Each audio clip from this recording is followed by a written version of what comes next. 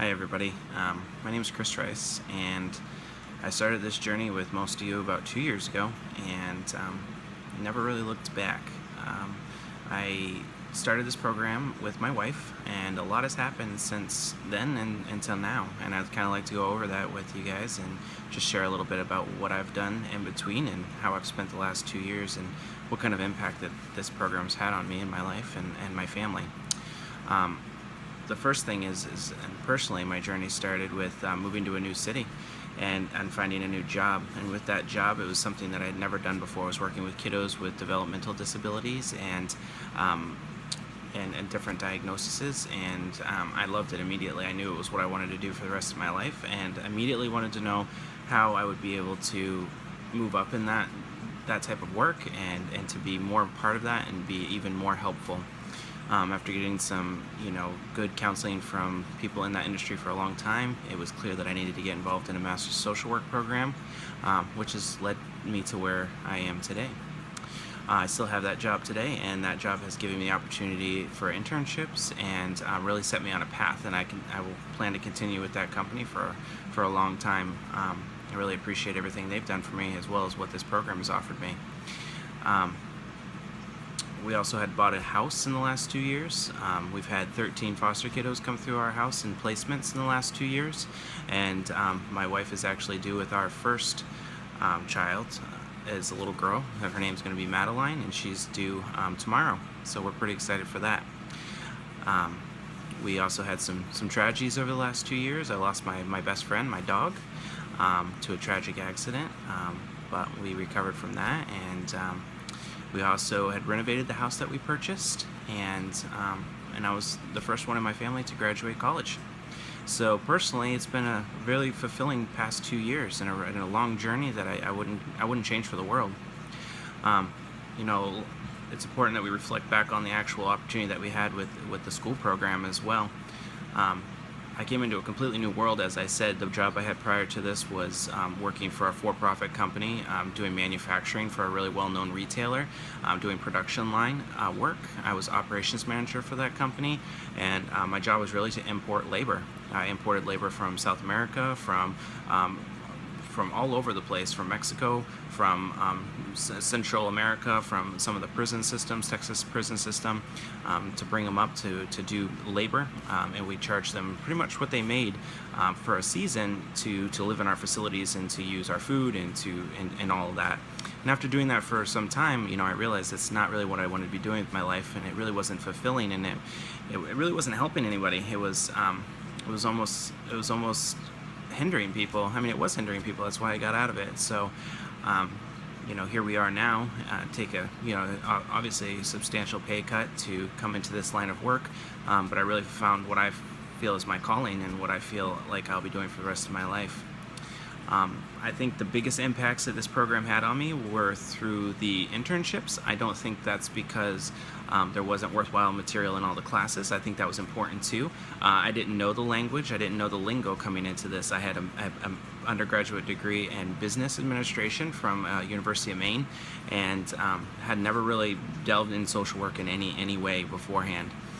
So it was a huge learning curve with the language and the lingo and the type of thinking. I came from a very, very conservative background, very conservative family, and maybe others of you have as well.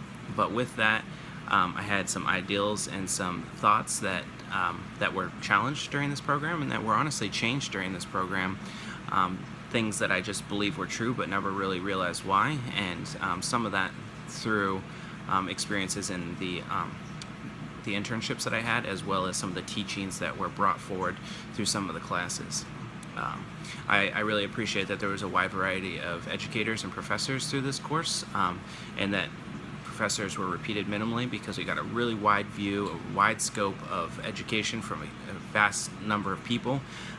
That was not my experience in undergraduate, and I really appreciated that in this graduate level program. My first internship was doing in-home work with kiddos, and that in-home work was going literally into people's homes 4 or 5 hours a night and giving therapeutic services for all kinds of different behavioral issues. I worked underneath several clinicians, and after they saw my passion for the work, really took me under their wing, and I became the lead BHP for the company I was working for. About 3 months after that, I was promoted to the behavioral health professional supervisor for the company, and now just yesterday sent in for my package for my licensure to get my LCSWCC for the state of Maine, so that I can take on a unlicensed clinician position while I continue my contact hours and eventually becoming fully licensed in the state here. It's my passion to continue helping kiddos in this area and to expand into opioid addiction, because Maine is struck by a huge number of opioid addicted families. Every one of those 13 kiddos that have come through my house in the last year as foster kiddos for the state of Maine, every single one of their families were in the predicament they were in because of opioids, because of heroin, and because of drugs. So it's my passion to help those kids in the way that we have been, and it's also my passion to be able to help their parents in some way as well. So I'd like to expand into that in the near future. My second internship really opened my eyes up to what state government is and how we can have effect as individuals on state government. I was able to go and to lobby and to be a part of a movement to stop the state of Maine from decreasing the number of units and availability for money for kiddos with any disability. It was the entire state of Maine's budget for mental health services for kiddos. And I was able to lobby. I met all of our state representatives. I had personal relationships with most of them for 6 to 7 months.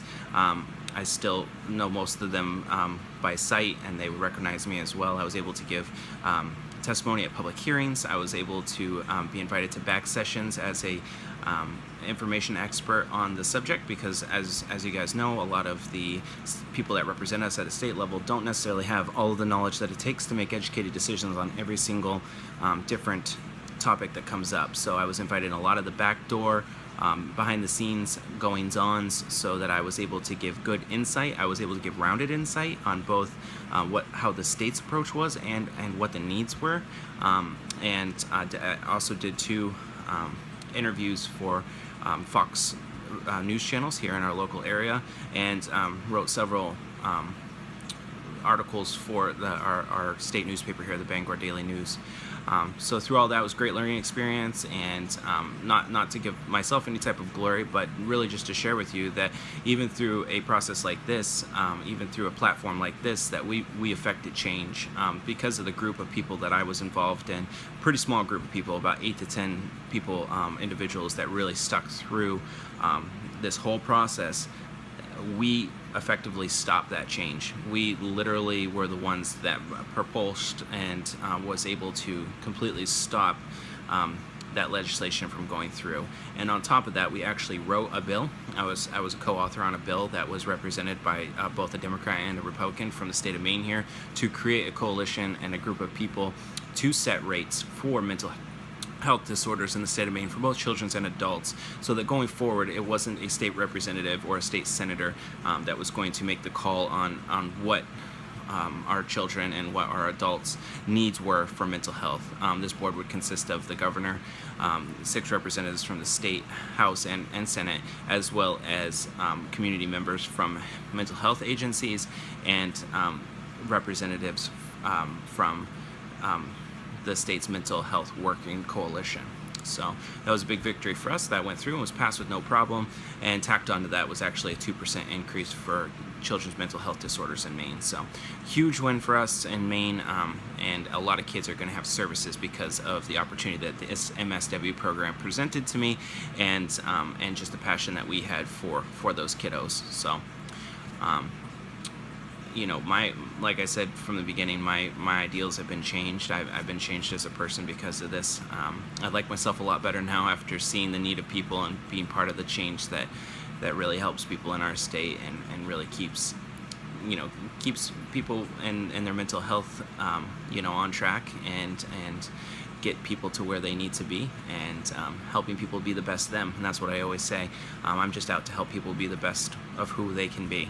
Not be more like me, not be more like my family, but just be the best them that they can, and the healthiest to them that they possibly can. So I appreciate all you guys' support. I appreciate every single person that I was involved with personally through the projects that we did, through the reaching out for information and answering questions. I believe that this cohort was extremely tight, and that a lot of information came and went that helped us all get better grades and better understanding. So I appreciate all you. You know who you are, the people that we've worked with, the people I've worked with personally. So thank you. I really do appreciate it. You've helped me greatly. And look forward to seeing you all in our professional careers and seeing the great things that we're all able to accomplish. So again, thank you for ASU and their staff, and for everyone that helped in my journey.